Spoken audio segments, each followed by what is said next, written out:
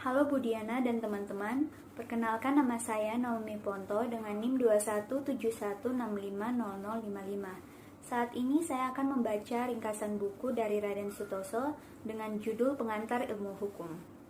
Pengertian dari segi ilmu hukum. Cross memberikan definisi hukum adalah pengetahuan yang mempelajari hukum dalam segala bentuk dan manifestasinya. Jurisprudence ilmu hukum yang dikenal dengan nama jus atau juri, yang artinya hukum atau hak prudens yang berarti melihat ke depan untuk mempunyai keahlian dan berarti. Selanjutnya yaitu curzon. Ilmu hukum adalah suatu ilmu pengetahuan yang mencakup dan membicarakan segala hal yang berhubungan dengan hukum menurut Satjiu Raharjo tahun 1982 dalam bahasa Inggris disebut jurisprudence. Hukum adalah suatu fenomena dalam kehidupan manusia yang bisa diatur di mana saja dan kapan saja. Dengan demikian, hukum dapat dilihat sebagai fenomena yang universal dan bukan lagi lokal, tetapi lebih luas cakupannya dan regional. Ada beberapa ilmu hukum atau suatu kaidah hukum, yaitu ilmu hukum tentang kaidah Normwissenschaft atau Solenwissenschaft, yaitu ilmu yang menjelajahi hukum sebagai suatu kaidah atau sistem dengan dogmatik hukum dan sistematiknya. Ilmu pengertian yaitu ilmu tentang pengertian-pengertian pokok dalam bentuk seperti aspek hukum, hak dan kewajiban, peristiwa hukum, hubungan hukum, dan objek hukum. Ilmu tentang kenyataan atau Tatsachen-Wissenschaft atau San-Wissenschaft yang menyoroti keperlakuan, sikap, tindak yang mencakup sosiologi, hukum antropologi, hukum psikologi, hukum perbandingan hukum, dan sejarah hukum.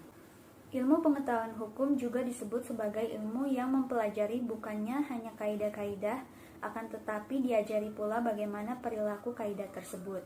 Demikian pula ada yang mengatakan bahwa ilmu pengetahuan hukum adalah suatu ilmu yang berusaha menjelaskan tentang keadaan serta inti dan maksud tujuan dari bagian-bagian penting dari hukum. Cabang-cabang ilmu hukum yang termaksud dalam ilmu hukum. Beberapa penulis terkenal memberikan pandangan-pandangannya terhadap hukum. Inilah bagian-bagian dari ilmu hukum menurut mereka sebagai berikut. W.L.G. Lemaitre, ilmu positif, ilmu sosiologi, ilmu perbandingan, dan sejarahnya. J.B.H. Bellefroid, pembagian ilmu hukum menjadi dogmatik, sejarahnya, perbandingan, politik, serta ajaran hukum umum. Profesor Lee On-Hok, SH, berpendapat bagian ilmu hukum terdiri dari ilmu hukum yang positif, sosiologi, sejarah perbandingan, serta ilmu hukum dogmatik atau ilmu hukum sistematis. Istilah pengantar ilmu hukum tidak tercipta begitu saja. Enalonedi ini adalah sebagai penshap. Istilah ini dipakai pada tahun 1920, yaitu Dimas dalam Hoger Onderwijswet atau Undangan-Undangan Pergunu, mempunyai sejarahnya sendiri. Inleiding tot de Rechtswetenschap yang semula dipergunakan di negeri Belanda, suatu istilah ensiklopedi de Rechtswetenschap. Sebenarnya istilah Inleiding tot de Rechtswetenschap itu sendiri merupakan terjemahan dari Einführung in die Rechtswissenschaft, suatu istilah yang dipergunakan di Jerman akhir abad 19 dan permulaan abad ke-20. Peran dan fungsi dari pengantar ilmu hukum yaitu 1. Memberikan introduksi atau memperluas segala masalah yang berhubungan dengan hukum. 2. Berusaha untuk menjelaskan tentang keadilan dan maksud serta tujuan dari bagian-bagian yang penting dalam hukum yang berkaitan antara berbagai bagian dengan ilmu pengetahuan hukum. 3. Memperkenalkan ilmu hukum yang pengetahuannya mempelajari segala bentuk dari hukum dan manifestasinya. Ada beberapa tinjauan dari segi ilmu sosial dan ilmu disiplin hukum. Dari segi ilmu sosial, pengantar ilmu hukum adalah suatu mata pelajaran yang merupakan pengantar ke arah ilmu hukum-hukum. Ini termasuk norma sosial yang dimana objek penyelidikannya adalah tingkah laku manusia dalam masyarakat dari berbagai bentuk yang dipelajari oleh ilmu hukum, juga masalah manusia. Ditinjau dari segi disiplin hukum ada beberapa bagian, yakni 1. Definisi filsafat, yaitu ilmu pengetahuan yang mempelajari pertanyaan-pertanyaan mendasar landasan hukum atau tentang hakikat hukum. 2. Politik hukum, yaitu disiplin hukum yang mengkhususkan diri pada usaha penerapan hukum dengan mencapai tujuan yang dicita-citakan masyarakat tertentu. Dalam hal ini, masyarakat teratur selalu memiliki tujuan untuk sejahterakan rakyatnya, dan politik hukum itulah hakikat yang merupakan sarana untuk mencapai tujuan hukum tersebut. Pengantar hukum sebagai mata pelajaran dasar yang memerlukan metode pendekatan sendiri. Ilmu hukum adalah suatu tempat yang dimana memperkenalkan ilmu hukum itu sendiri, bagaimana caranya, lalu menunjukkan ilmu apa, serta untuk kemudian apabila ingin menguasai dilanjutkan dengan mempelajari cabang-cabang hukumnya. Lain pengantar ilmu hukum mempelajari hukum dari segi ilmiahnya secara sentral dan universal. Tingkat akan universal karena pandangannya adalah hukum yang berlaku kapan saja dan di mana saja, tidak mencakup dengan wilayah maupun hukum yang secara menyeluruh atau dikatakan memiliki cabang-cabang yang khusus. Dengan menggabungkan pengetahuan ringkas mengenai keseluruhan acara atau hukum dengan pengetahuan mendalam tentang tiap-tiap bagian dari acara itu, saling mengisi dan akan mendapat suatu perpaduan pengetahuan yang benar-benar kompleks seperti yang pernah ditulis oleh V. de Vlug 1925. Dari segi lain, belajar tentang pengantar ilmu hukum berjalan dengan syarat maupun kurang menarik karena yang dibicarakan adalah ilmu hukum secara global dan jarang ditemui hukum seperti pidana atau perdata dan sebagainya. Persyaratan sebagai dosen pengantar ilmu hukum.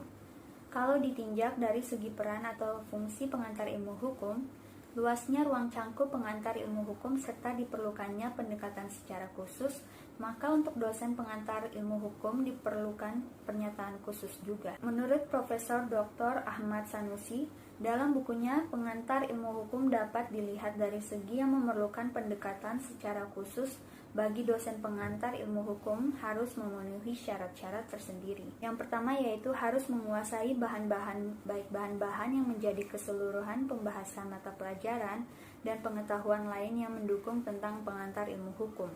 Kedua, memahami syarat-syarat pedagogis. Yang ketiga, mempunyai kemampuan untuk menarik serta membangkitkan semangat mahasiswa. Yang keempat, mampu untuk berani mempopulerkan acara kuliahnya. Dan yang terakhir, yang kelima, yaitu memberikan petunjuk kepada mahasiswa agar para mahasiswa dapat belajar menurut caranya sendiri. Dari uraian di muka dengan singkat pada dikatakan bahwa hakikat daripada pengantar ilmu hukum adalah suatu mata pelajaran yang menjadi pengantar dan penunjuk jalan bagi siapapun yang ingin mempelajari hukum. Ternyata sangat luas lingkupnya dan tidak mungkin memahami dengan baik jika tidak belajar mengenai cabang-cabang ilmu tanpa menguasai mata pelajaran pengantar ilmu hukum terlebih dahulu. Ruang lingkup batasan perbandingan hukum materi yang dibahas oleh pengantar ilmu hukum dapat dibagi menjadi A. Hukum sebagai objek ilmu hukum. Sebagai objek ilmu hukum, memandang hukum dalam bentuk dan segala manifestasinya. Di sini harus tertuang pertanyaan-pertanyaan yang bersangkut paut dengan hukum salahnya. A. Apakah hukum itu? B. Apakah tujuan hukum itu? C. Bagaimanakah hukum itu terbentuk? D. Apakah sumber-sumbernya? E. Bagaimanakah sistem dan klasifikasinya? Selanjutnya B. Ilmu hukum sebagai norma hukum. Hukum sebagai kaidah hukum. C. Ilmu hukum sebagai ilmu pengetahuan. A. Subjek hukum. B. Objek hukum. C. Peristiwa hukum. D. Perbuatan hukum. Hukum terdapat di mana-mana. 1. Hukum terdapat di seluruh dunia, asal ada masyarakat manusia. 2. Apeldoorn pernah menulis hukum terdapat di seluruh dunia. 3. Anggapan-anggapan tersebut adalah anggapan modern. 4. Penyelidikan para ahli ilmu pengetahuan sosiologi hukum dan antropologi. 5. Budaya modern menghasilkan bukti-bukti bahwa hukum ada di mana saja. Peran dan fungsi hukum. A. Peranan hukum dalam masyarakat. 1. Masyarakat primitifnya juga terdapat hukum.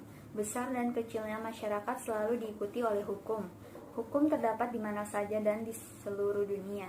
2. Tiap hubungan tentu menimbulkan hak dan kewajiban. 3. Masing-masing anggota masyarakat mempunyai kepentingan. Fungsi hukum yang pertama sebagai alat pengatur tata tertib hubungan masyarakat. Yang kedua sebagai sarana untuk mewujudkan keadilan sosial lahir batin. Yang ketiga sebagai penggerak pembangunan. Dan yang keempat fungsi kritis hukum. Tujuan hukum. A. Tujuan hukum pendapat berbagai ahli. A. Dr. Wirjono Projodikoro SH. Dalam bukunya, Perbuatan Melanggar Hukum menyatakan bahwa tujuan hukum adalah mengadakan keselamatan, kebahagiaan, dan tata tertib dalam masyarakat. B. Profesor Subekti SH. Dalam bukunya Dasar-Dasar Hukum dan Pengadilan, Profesor Subekti SH mengemukakan bahwa hukum itu mengabdi pada tujuan negara yang intinya ialah mendatangkan kemakmuran dan kebahagiaan rakyatnya. Kodifikasi dan perkembangan hukum. Kodifikasi hukum adalah pembukuan hukum dalam suatu himpunan undang-undang dalam materi yang sama. B. Mengapa tumbuh kodifikasi hukum? Untuk mengatasi tidak adanya kepastian hukum dan kesatuan hukum di negara Prancis, maka Napoleon yang pada waktu itu berkuasa sebagai kaisar memerintah kepada Portalis agar disusun undang-undang nasional yang berlaku untuk seluruh negara Prancis. Portalis menyusun rancangan undang-undang yang dimaksud dengan mengambil hukum kebiasaan yang berlaku di Prancis sebagai hukum Jerman dan hukum Romawi. Perkembangan kodifikasi hukum. Dengan adanya Kode Civil atau Kode Napoleon, timbullah anggapan bahwa seluruh permasalahan hukum sudah tertampung dalam suatu undang-undang nasional. Di luar undang-undang tidak ada hukum. Undang-undang sudah dilengkapi dan sempurna serta tidak mempunyai kekurangan-kekurangannya. Hakim hanya melaksanakan undang-undang yang berlaku di seluruh negara. Pengisian kekosongan hukum. Jika hakim menambah peraturan perundang-undangan, berarti bahwa hakim mengisi kekosongan dalam sistem hukum formal dari tata hukum yang berlaku. Konstruksi hukum atau penafsiran. Analogis. Penafsiran analogis adalah penafsiran daripada suatu peraturan hukum dengan memberi ibarat atau kiasan pada kata-kata tersebut sesuai dengan asas hukumnya, sehingga suatu peristiwa yang sebenarnya tidak dapat dimasukkan. Penafsiran hukum. Penafsiran atau interpretasi hukum undang-undang ialah mencari dan menetapkan pengertian alias dalil-dalil yang tercantum dalam undang-undang sesuai dengan yang dikehendaki serta yang dimaksud oleh pembuat undang-undang. Dalam pengertian subjektif, apabila ditafsirkan seperti yang dikehendaki oleh pembuat undang-undang, maka pengertian objektif apabila penafsiran lepas daripada pendapat pembuat undang-undang dan sesuai dengan adat bahasa sehari-hari. Macam-macam dari metode penafsiran. Penafsiran gramatikal atau tata bahasa. Penafsiran gramatikal atau ta'al-kunding adalah penafsiran menurut tata bahasa atau kata-kata. Penafsiran historis. Penafsiran cara ini adalah meneliti sejarah daripada undang-undang yang bersangkutan. Penafsiran sistematis. Penafsiran yang menghubungkan pasal yang satu dengan pasal-pasal yang lain dalam suatu perundang-undangan yang bersangkutan atau pada perundang-undangan hukum lainnya, atau membaca penjelasan suatu perundang-undangan sehingga kita mengerti apa yang dimaksud. Penafsiran sosiologis. Penafsiran yang disesuaikan dengan keadaan masyarakat. Penafsiran otentik. Penafsiran ini dilakukan oleh pembuat undang-undang itu sendiri atau oleh instansi yang ditentukan oleh peraturan perundang-undangan dan tidak boleh siapapun atau pihak manapun. Penafsiran perbandingan. Penafsiran yang membandingkan antara hukum lama dengan hukum positif yang berlaku saat ini, antara hukum nasional dengan hukum asing dan hukum kolonial. Pengisian kekosongan hukum. Jika hakim menambah peraturan perundang-undangan, berarti bahwa hakim mengisi kekosongan dalam sistem hukum formal dari tata hukum yang berlaku. Konstruksi hukum atau penafsiran. Analogis. Penafsiran analogis adalah penafsiran daripada suatu peraturan hukum dengan memberi ibarat atau kiasan pada kata-kata tersebut sesuai dengan asas hukumnya, sehingga suatu peristiwa yang sebenarnya tidak dapat dimasukkan. Contoh tentang menggunakan undang-undang secara analogi. Ketentuan peraturan perundang-undangan tentang perjanjian jual-beli berlaku juga untuk perjanjian tukar-menukar yang ditegaskan oleh pasal 1546 KUH Perdata. Bunyi pasal 1546 KUH Perdata sebagai berikut. Untuk selainnya, aturan tentang perjanjian jual-beli berlaku terhadap perjanjian tukar-menukar. Dari pengertian pasal ini, kalau dua orang melakukan perjanjian jual-beli yang diatur dalam pasal 1547 sampai pasal 1540 JUH Perdata dapat dipergunakan dalam perjanjian itu. Sumber-sumber hukum. Arti tentang sumber hukum. Sumber hukum adalah segala sesuatu yang menimbulkan aturan-aturan yang mengikat dan memaksa sehingga apabila aturan-aturan itu dilanggar akan menimbulkan sanksi yang tegas dan nyata bagi pelanggarnya. Undang-undang. A. Pendahuluan. Undang-undang merupakan sumber hukum formal. Di samping kebiasaan, traktat, jurisprudensi, dan doktrin. B. Apakah undang-undang itu? Menurut pendapat lama, aliran legisme pada abad 19, Undang-undang adalah hukum. Dengan demikian, timbullah anggapan bahwa undang-undang adalah hukum, sehingga hakim hanya merupakan subsumpsi otomat yang dalam memberikan putusannya cukup dengan dasar undang-undang. Terbentuknya undang-undang. Cara pembentukan undang-undang dan badan mana yang diberi wewenang tergantung kepada siapa pemerintah yang dianut oleh negara yang bersangkutan. Sistem di Indonesia adalah lain daripada sistem di negeri Belanda dan akan berlain pula dengan sistem di Amerika. Pembentukan undang-undang. A. Belanda. Di Belanda yang berwenang untuk membentuk undang-undang adalah Raja atau Kroon bersama Staten-Generaal berdasar Grondwet Negeri Belanda pasal 112. B. Amerika Serikat. Di Amerika Serikat yang berwenang untuk membuat undang-undang diberikan kepada Kongres saja sebagai badan legislatif. Amerika Serikat menganut sistem pemerintahan trias politika yang membagi pemerintah dalam 3 kekuasaan, yaitu badan legislatif, eksekutif, dan yudikatif. Bagaimana cara pembuatan undang-undang di Indonesia? Berdasarkan Undang-Undang Dasar, maka pembuatan undang-undang dilaksanakan oleh Presiden bersama Dewan Perwakilan Rakyat atau DPR yang tertuang dalam Undang-Undang 1945 Pasal 5. Untuk dapat diajukan atau diusulkan ke DPR, dibuatlah rancangan undang-undang terlebih dahulu. Setelah rancangan undang-undang selesai, Presiden mengusulkan kepada DPR. Apabila DPR tidak menyetujuinya, maka rancangan tersebut tidak boleh diajukan lagi dalam masa persidangan DPR yang sama dan sebaliknya. Kedudukan Presiden dan DPR sama kuatnya. Jika rancangan itu meskipun disetujui oleh DPR, tapi tidak disahkan oleh Presiden, maka rancangan tersebut tidak boleh diajukan lagi dalam persidangan DPR pada masa itu. Dari uraian tersebut, dapat disimpulkan bahwa A. Kedudukan Presiden dan DPR sama kuatnya. B. Yang dibicarakan di sini adalah mengenai pembuatan undang-undang atau undang-undang dalam arti formal dan bukan dalam arti material. C. Presiden dan DPR sama-sama menjadi kunci dari pembentukan undang-undang. D. Undang-undang dalam arti formil dan material. Bagaimana bentuk dan tata urutan perundangan di Indonesia? A. Setelah Indonesia merdeka. MPRS nomor 20/MPRS/1996 tentang Memorandum DPR-GR mengenai sumber tertib hukum Republik Indonesia dan tata urutan perundang-undangan Republik Indonesia.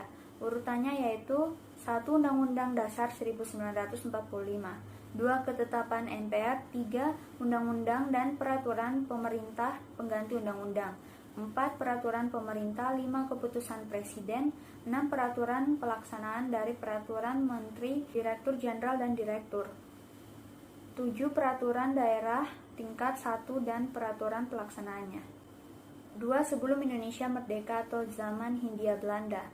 Hierarki undang-undang dalam arti material pada waktu zaman Hindia Belanda sebagai di bawah ini.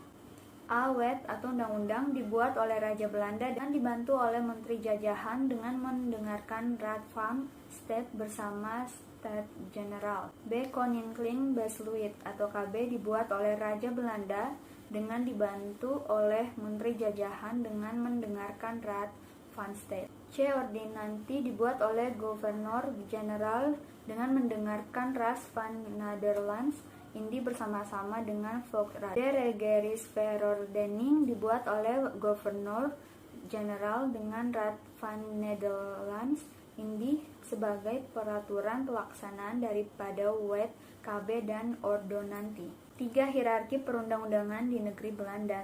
Perundang-undangan di negeri Belanda sendiri yang dari atas ke bawah terdiri dari A. Grondwet atau Undang-Undang Dasar, B. Wet atau undang-undang yang dibuat oleh Staten-Generaal bersama Raja, C. Algemene Maatregelen Fatbestuur, D. Provinciale Verordeningen atau Perda tingkat 1, E. Gemeente Verordeningen atau Perda. F. Kekuatan atau kekuasaan berlakunya undang-undang.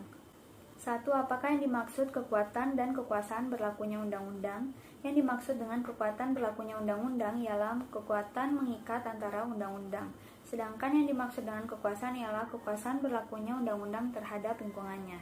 Bagaimanakah hak menguji di Indonesia? Profesor Supomo berpendapat bahwa Undang-Undang Dasar 1945 tidak mengakui hakim menguji material atau menolak dicantumkannya hak menguji dalam Undang-Undang Dasar 1945. dengan alasan A. Undang-Undang 1945 tidak mengenal trias politika, sedangkan hak menguji hanya terdapat dalam negara-negara yang menganut sistem trias politika. Karena Undang-Undang Dasar 1945 tidak memakai sistem yang tidak membedakan ketiga badan tersebut secara prinsipal, maka tidaklah tepat apabila kekuasaan kehakiman mengawasi kekuasaan pembentuk undang-undang. B. Pada waktu pembentukan Undang-Undang Dasar 1945, jumlah ahli hukum di Indonesia belum banyak dan juga belum berpengalaman dalam bidang penguji materi. Psikologi hukum.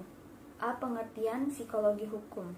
Psikologi hukum adalah suatu cabang pengetahuan yang mempelajari hukum sebagai suatu perwujudan dari perkembangan jiwa manusia. Psikologi adalah ilmu pengetahuan tentang perilaku manusia atau human behavior, maka dalam kaitannya dengan studi hukum, ia akan melihat hukum sebagai salah satu dari pencerminan perilaku manusia. Sejarah hukum. Pengertian. Hukum adalah salah satu bidang studi hukum yang mempelajari asal-usul sistem hukum dalam suatu masyarakat tertentu dan memperbandingkan antara hukum yang berbeda dengan dibatasi oleh perbedaan waktu. Sejarah, maka studi mengenai sejarah hukum ini akan menghasilkan keuntungan-keuntungan yang sama seperti orang mempelajari sejarah ilmu pengetahuan yang usianya relatif muda. Dari sejarahnya kita ketahui bahwa perbandingan hukum sejak dulu dipergunakan orang, tetapi baru secara insidental. Hukum adalah suatu metode penelitian dan bukan hanya suatu ilmu hukum dengan mempergunakan metode membanding-bandingkan hukum yang satu dengan hukum yang lain. Tujuan daripada perbandingan hukum.